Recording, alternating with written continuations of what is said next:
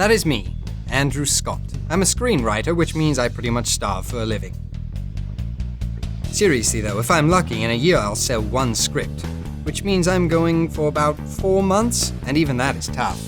I own a very nice apartment, which I can barely afford, and a very nice girlfriend, which I can't afford. And just to be clear, I am not proud of that. I had a dog, but it died.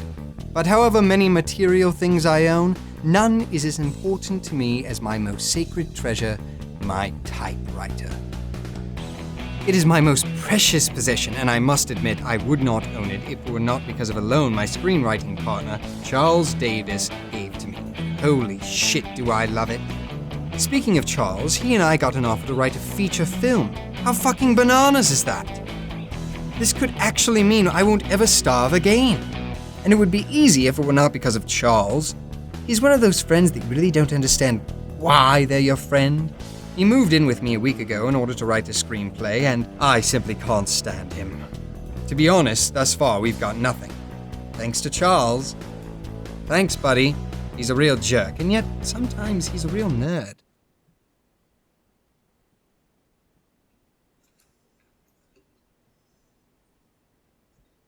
Got any sixes?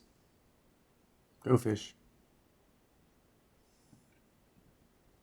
You won't believe what I saw the other day. Yes, I will. Actually, don't tell me. I don't care. So I'm watching Animal Planet on TV, right? And they start talking about this spider, who is the best fucking predator in the universe. You won't believe this. Listen. This spider, this motherfucker, is a professional impersonator. Want to know why? Want to know why? This spider, which is called the Porsche spider, by the way, it freezes itself, pretending to be a leaf or a rock, or it just plays dead, like a fucking dog. And it just stays that way for hours, until its prey, usually a smaller spider, some unlucky insect fellow, comes along, and then, listen to this, mate, it jumps on its prey, because it's classified as a jumping spider. It literally jumps on its prey and devours it. Oh, how fucked up is that? If you ask me, that is nature at its fucking best. Definitely. I mean, just imagine if Spider-Man had been bit by a Porsche spider. And now there's a comic book I would have read. Oh shit, I did have a 6. I really never understood his point, but can you really blame it on him? I mean, his whole family is a bunch of crazies. Charles told me his cousin Lindsey burned down a building. A whole fucking building! Her entire apartment complex was destroyed because of her being a pyromaniac. She went to jail and everything. Just a wall away from me, I get Mr. Francis, aka the Bugger. He is my neighbor. He fought in some war and went absolutely mental. He constantly knocks on the door, asking for the most bizarre things. Hey. Anyone here? No. Do you have any bath towels that you wouldn't really need back again? Do you have any deodorant? I kind of like Secret Roll-On. Do you happen to have a hand grenade? Just one. Listen, quickly, I need a dead raccoon, a stapler, and some ice cream. Why? So, as you can see, most of my life thus far seems like a complete and total fuck-up.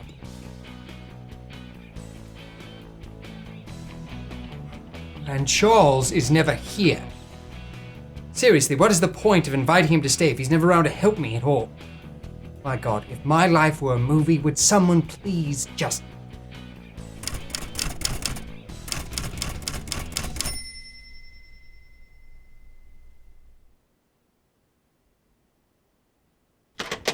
You had one job!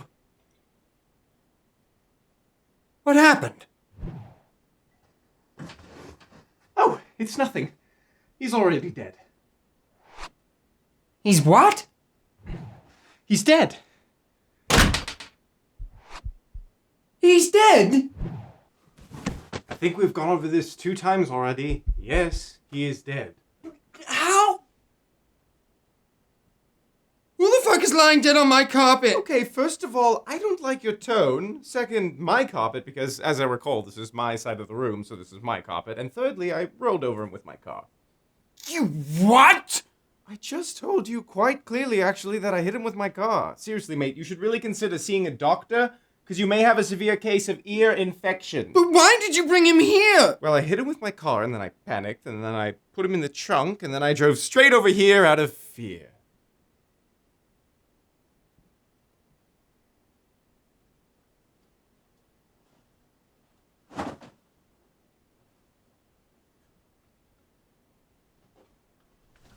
What are you doing? I'm going out, and you are going to fix this fucked up situation. So call me when you're done. No, Andrew. You can't leave me in a moment like this. I need you. Well, I did not create the situation, so I certainly am not going to get involved. So I'm going to go, and there's nothing you can do about it.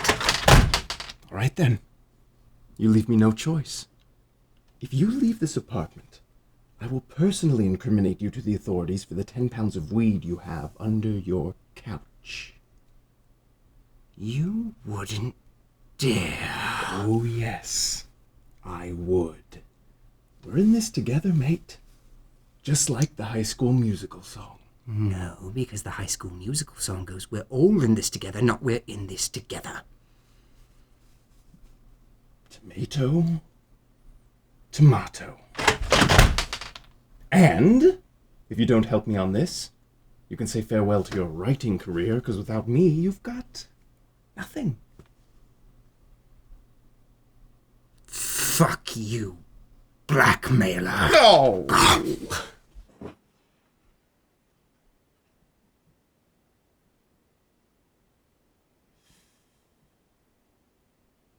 You've got to move him. If anyone walks in here, they'll see him. What are you suggesting? Let's move him to the bed.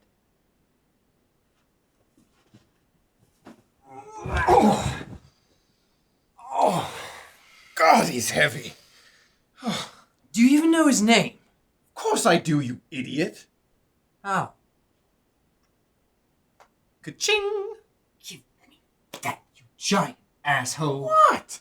It's not like he's gonna make use of it anytime soon. Martin Sherwood, age 36. To our brother Martin, may he rest in peace. So, what's the plan? Why the fuck am I supposed to come up with a plan? Well, it is your apartment. Oh my god. So, I'm fairly certain that in the god-awful case the police do show up and find Mr. Martin all tucked up and deceased on top of the bed, then I'm fairly certain that you would be in a tiny bit more trouble than I would. Oh, and that's not even considering the 10 pounds of weed you have under your couch. And that is why we need a plan. Right now. Well, you said you hit him with your car. Correctamundo. Oh. Well, then all we have to do is take him to the hospital, say that we found him like that in the street, and we simply rushed him over there as fast as we could. Nope. No hospital. What do you mean, no hospital? See, I not have been completely honest as to the cause of Martin's lifelessness.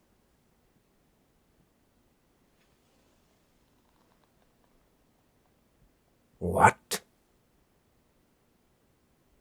What the fuck do you mean by not completely honest? Well, I did hit him with a car, that part is true, but... But what, Charles?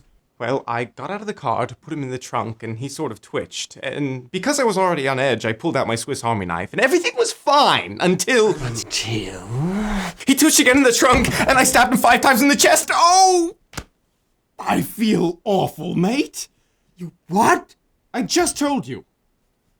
I think I'm having a heart attack. Oh, no, mate. The last thing we need right now is another corpse.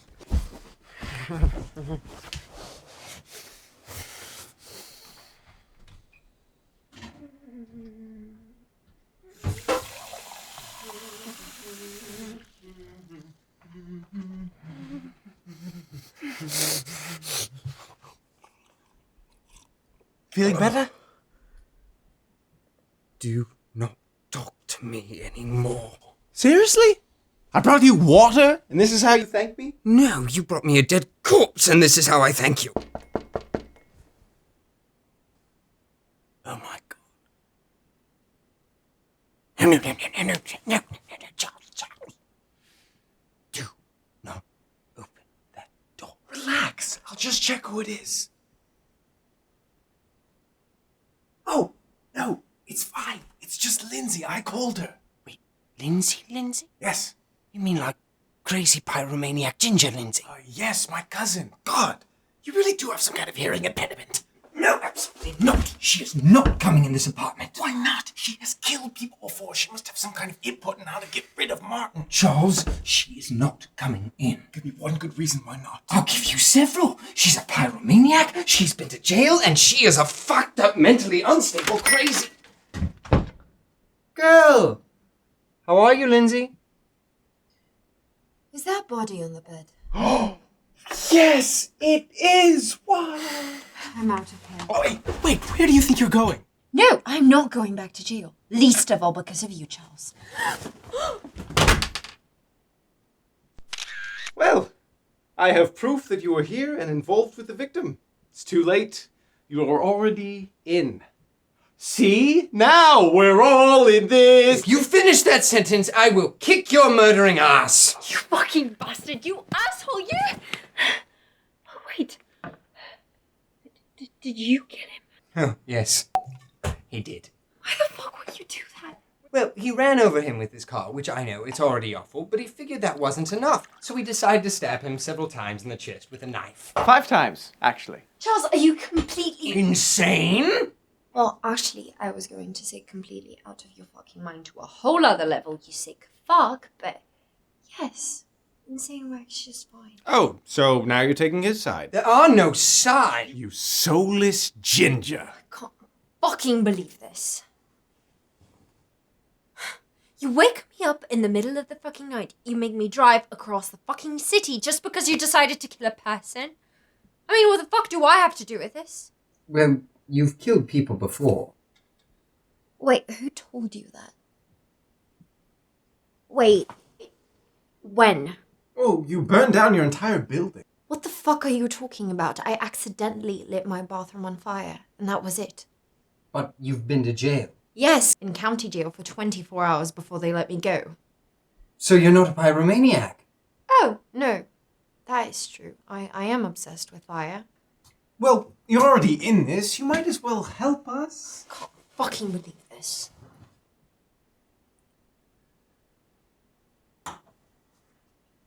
Wait. If you put him in the car, how did you walk all the way here without drawing too much attention? Yes, how did you do that? Oh, you are so drunk, mate. oh, watch it. Oh, good evening, Mr. Francis. He just drank too much, but he won't be drinking again. I can assure you that.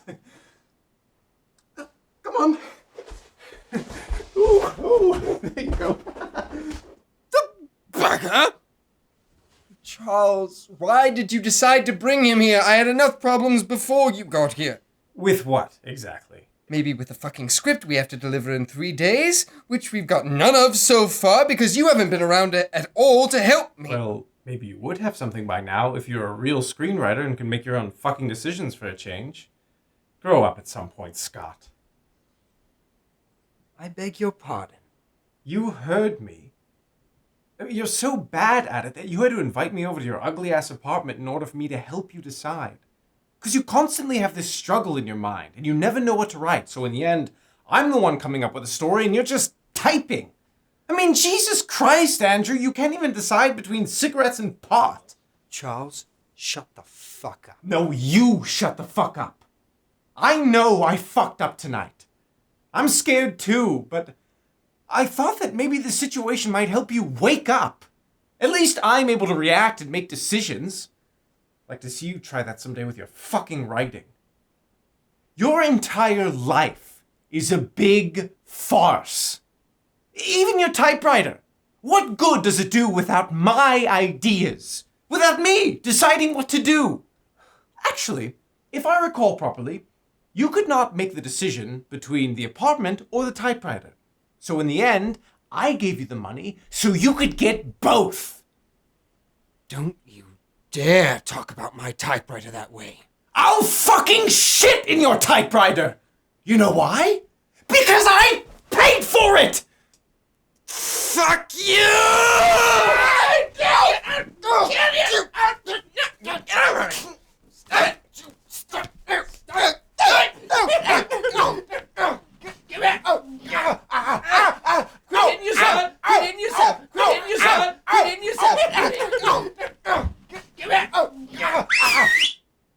Quit fucking around, both of you. You look like the fucking Kardashians fighting over a pair of heels.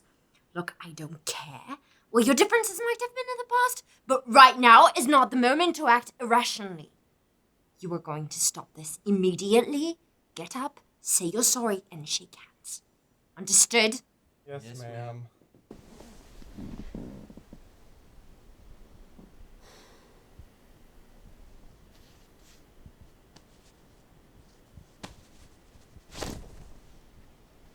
No. Put your game faces on, cuz we're all in this together. Priceless! No, Andrew, I believe Charles said something about pot.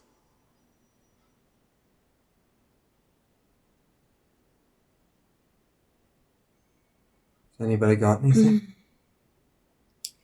I've got 2 ideas, but you won't like the second one. Then let's hear the first one. Okay, so what if we cut up the body into different pieces? We place each piece in a different plastic bag and we scatter the plastic bags across the city in different rubbish bins because, you know, in case they find one, they won't be able to link it to us. Blimey. Gingers really do have no souls.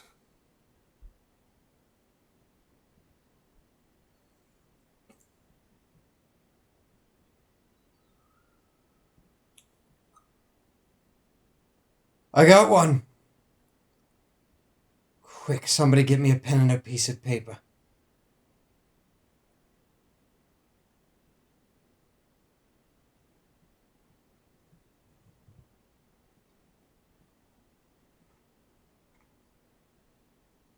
Okay, so this is a 5-step plan. Step 1, we put the body in the trunk. Step 2, we drive all the way to the border of Mexico. Step 3, while Lindsey performs sexual favors on all the guards, we throw the body over the fence. Step 4, we get new identities. Step 5, we drive all the way to a South American country, preferably Chile because of the gorgeous women.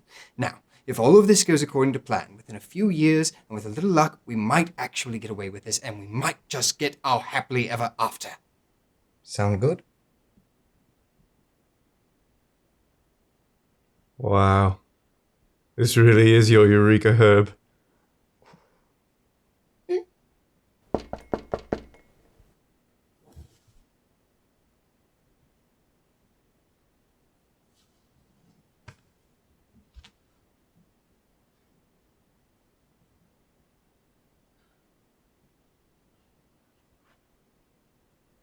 Shit, it's the bugger!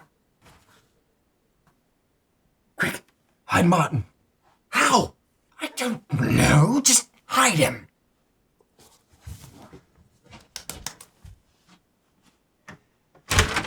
Mr. Francis. How are you, sir? How the fuck do you think I am? You little scrotum scabs have been making noise all night long, and I am trying to watch the game. Is that too much to ask, for God's sake? No, sir, we will surely keep it down. I do apologize. What's that smell? Kid, I know that smell. That's the smell of the battlefield. That's the smell of a dead corpse. Beg your pardon. That's definitely the smell of a corpse. You little dicky lickers have a dead man in your apartment? No, sir, you've got it all wrong. That's actually Charles. He never washes.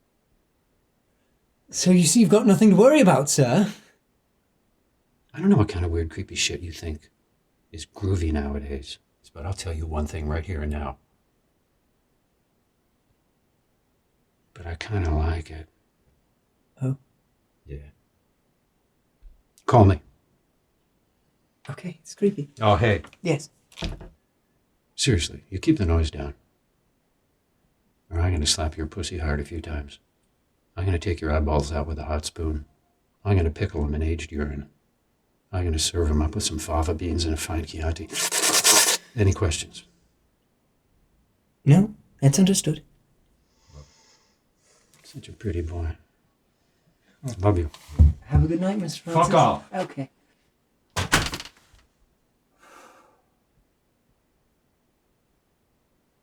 Really? Think you could do any better? What now, Mr. Francis. Good evening, sir. I'm Officer Roberts. Good evening, sir. We got some phone calls talking about excessive noise coming from this apartment. Anyone else in there with you? No, sir, it's just me. You mind if I look inside? There's no need. Everything is fine. Then it should be alright if I take a look. It's just right now is not really a good time. You see, I'm just in the middle. Sir, if you don't let me in, I'll have to take you with me.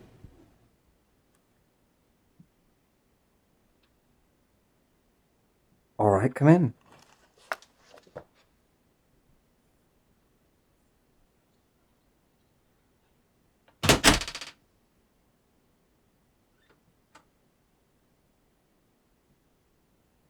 You see, I told you, everything is fine. It's odd, though. The phone calls we're talking about male and female voices come from this apartment. What? What's in here, sir? That's my bathroom. Do you mind if I take a quick look inside? Why? It's just my bathroom.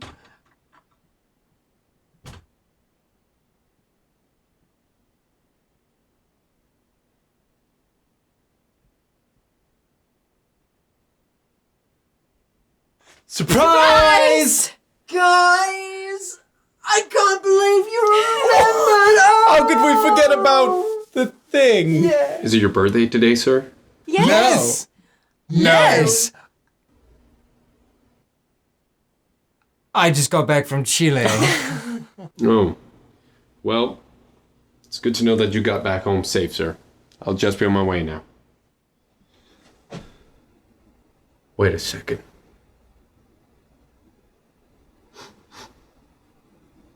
What is that smell?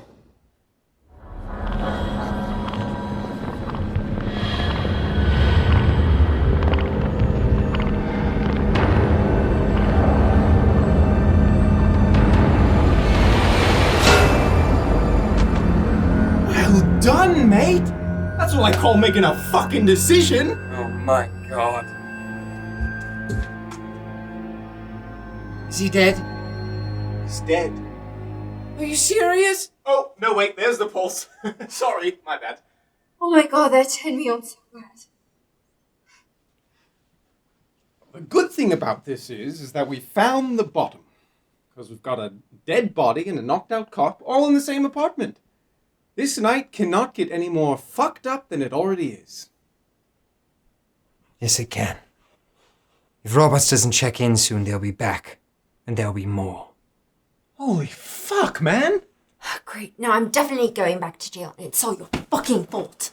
Get us so, Ginger. We've got to get out of this place and get rid of the loose ends. Oh, really? And how'd you expect to do that, MacGyver? Well, I think it's time we ask for a favor back. Oh, and Lindsay. What was that you said about a second idea I wouldn't like? See, I'm going to be honest with all of you. I never thought the worst moment of my life would actually be the most defining moment of all. But I got it now. And not just another idea for a screenplay. 10 minutes ago, I fancied myself a screenwriter. I might not actually be that. But I know who I am. I'm a regular guy. I'm the guy you passed in the supermarket yesterday. I'm the neighbor you know nothing about. I'm also the guy who cut you off on the highway last Tuesday. I'm a leaf. I'm a rock. I'm just plain dead for a while, biding my time until I pounce.